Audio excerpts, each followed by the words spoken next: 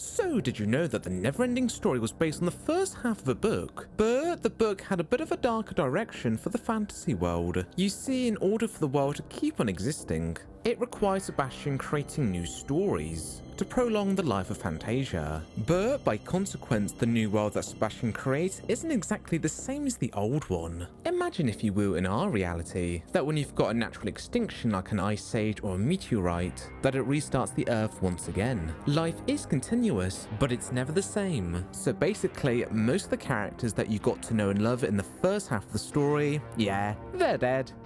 Make sure they're in the new Fantasia. No, Bastien.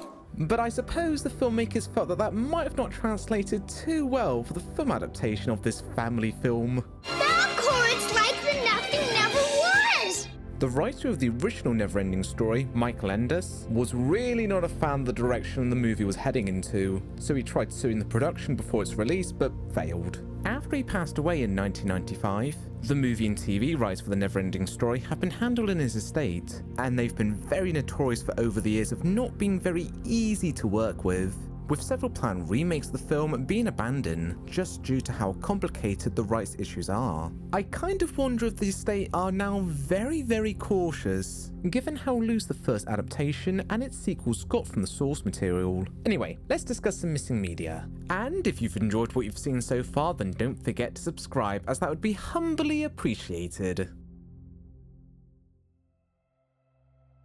The Neverending Story was a German production, and at the time was the most expensive movie made outside of the US and Russia, costing roughly an estimated $25 million. The title proved to be very popular in its home country, with an estimated 5 million people seeing it in Germany, a number rarely reached by homemade German movies. Although, if the film was going to be able to make back its budget, it would have to be released internationally. Director Wolfgang Petersen collaborated with Spielberg to create a new edit for the wide release. Thus, the international version is about 7 minutes shorter compared to the German version. Now, until the early 2010s, the original German version was only available in Deutsch, but after the release of the German Blu-ray, the English track was available as an option, which, despite being a German movie, it was originally filmed with an English-speaking cast. So now we can compare it to the international version and see on how different they both are. That's my batwing broth.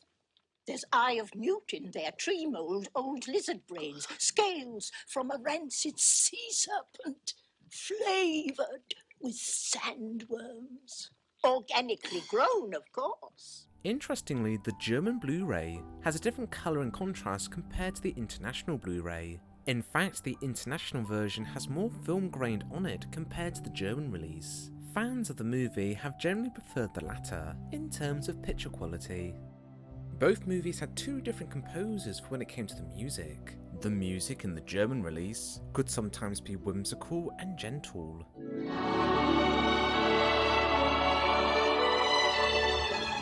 in comparison to the international version, where it could sound more exciting and grander, sometimes implementing in more electronic sounding music.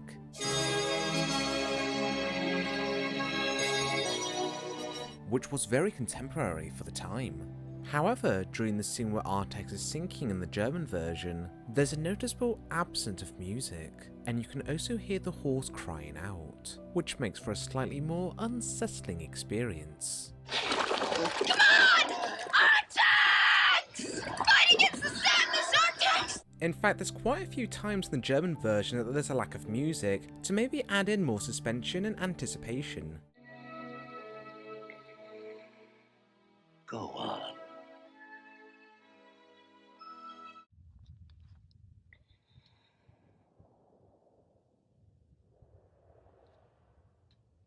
In the international version, the film opens up with a bright and fantastical looking sky, set with a contemporary track, written by Italian musician Moralter, with the vocal performance of the song being done by British pop singer La Mole. But as for the original German version, the opening credits roll on a black background, with less than trendy music.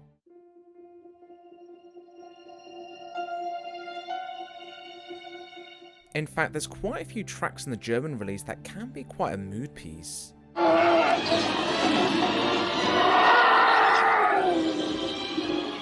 There were many slim cuts that were made from the German version, not editing out anything significant, but just cutting down a couple of seconds from a handful of a couple of shots from the movie.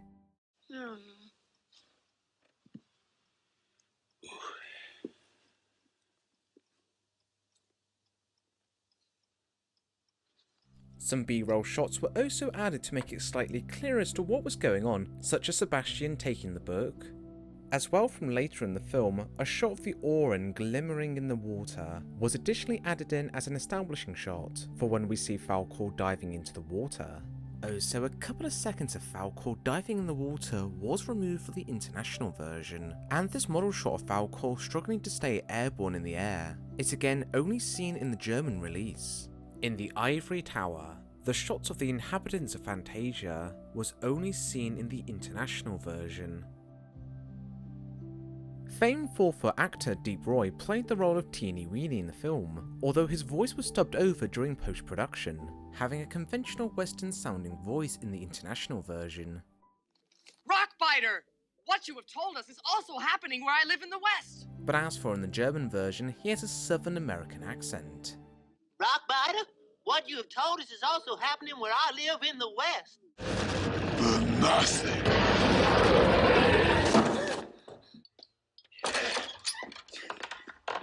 The only full true admitted scene from the German version is where the school caretaker walks into Sebastian's hideout, leading to the young lad briefly having to hide away. The scene is only just over a minute long, and nothing significant happens during the moment. It was perhaps maybe filmed to give a little bit more weight, and a bit of suspense for the real world scenes like will Sebastian be caught, but it's not overarching or ever comes back for any kind of payoff, so it's fairly easy to see why it was removed. And these shots of the Rockbiter were only ever exclusively shown in the international version. In the original German version with Mola, the shots were composed forward-facing with her head being in the mid-ground. Not that it matters. But then in the international version, they seem to like sprinkling in wide shots with Mola from the far left.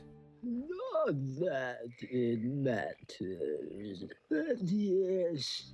An interesting thing to point out that Mola was designed to have two front legs, but they're never visible at any point in the film. Clever boy. Tell me, please! In the German version, the final shot that's set within the Swamps of Sadness, we would have had a full-on reveal of Gmorg. However, when this came to the international version, the shot was removed to heighten the suspense for the reveal of Gmorg. As well, Gmorg had two separate voices in both the German version and international version. And you, whoever you are, can have the honor of being my last victim. And you, whoever you are, can have the honor of being my last victim. There were also several lines that were cut in the final confrontation between Atreyu and Gmorg. Leave me alone. Can I help you? I have stalked him for so long. I am almost too weak to kill you. But I will find the strength. Let me give you new strength, Gmork! However, there is still one known deleted scene from the Neverending Story that has never been included in any version of the movie. The only form that fans have been able to see this sequence in is in the fragments of old photographs and reading within the shooting script.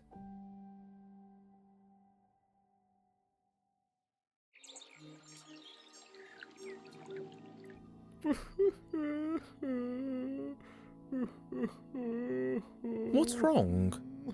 You don't by any chance have an extra pair of small shoes? I need a new pair again today. No, sorry I don't. My name is Parminter. I am the last giant. My name's Atreyu. Did you say that you're a giant? I am the last giant. My entire tribe was all wiped out. You probably haven't noticed, but I used to be much bigger. But since the nothing, I've been shrinking. I shrink a little all the time now. I'm very tired. These clothes are quite heavy. I'm very sorry. Let me help you. No, stay there. Don't touch me. The nothing is on me. Is there anything I can do to help? The only thing is to hurry and stop the nothing. But where should I start? Go to the Swamps of Sadness, to Shell Mountain. Ask Mola, the Ancient One, what to do. She's the oldest and wisest creature in Fantasia. She should know. You were a giant? I still am, just small now. I walked through this wood the day before the nothing came. A Parmeter, I'll do my best to help you. Wait! Are you sure you don't have any other shoes? You see, I have to change clothes every day. I'm sorry, I have to go now, Parmenter. Oh, and keep your spirits up while you're in the Swamps of Sadness. Those who give in to life's sadness sinks into the swamp. I will. Goodbye, Parmenter. Sometime later, Gamora arrives to Atreyu's last camping spot. The shrunken Parmenter hides away, watching the creature of darkness making his way through.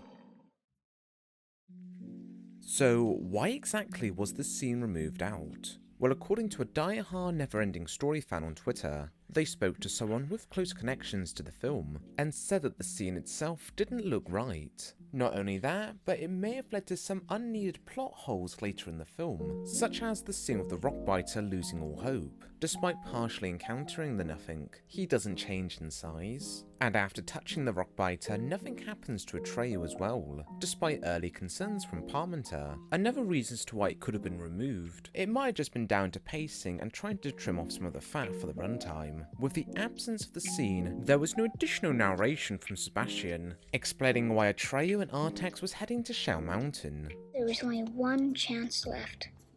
To find Morla, the Ancient One, the wisest being in Fantasia, whose home was the Shell Mountain, somewhere in the deadly Swamps of Sadness.